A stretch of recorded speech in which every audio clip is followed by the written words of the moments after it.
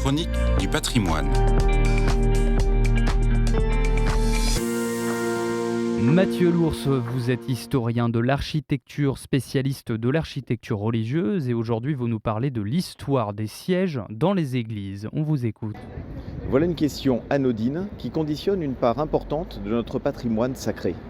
Une cathèdre, dont de beaux exemples anciens demeurent, comme par exemple en bois sculpté à Notre-Dame de Paris du début du XVIIIe siècle, doit être impérativement inamovible et fixe.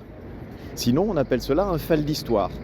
Un siège, un trône épiscopal qu'on peut déplacer dans l'église ou qu'on utilise dans une église qui n'est pas la cathédrale. Ensuite, il y a le siège du célébrant et les sièges au cœur des religieux et des chanoines dans les églises monastiques ou collégiales. Ces stalles constituent des ensembles absolument remarquables.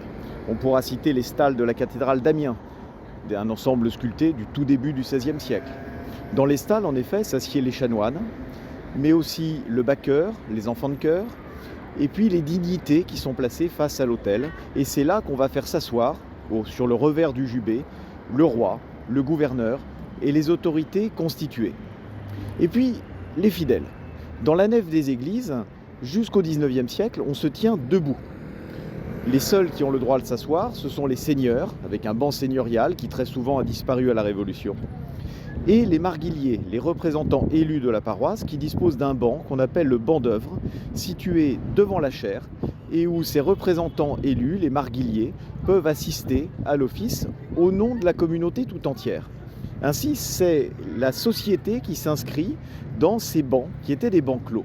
Entendu Mathieu Lours, je vous remercie pour votre chronique fort intéressante comme d'habitude. Je vous souhaite une excellente journée.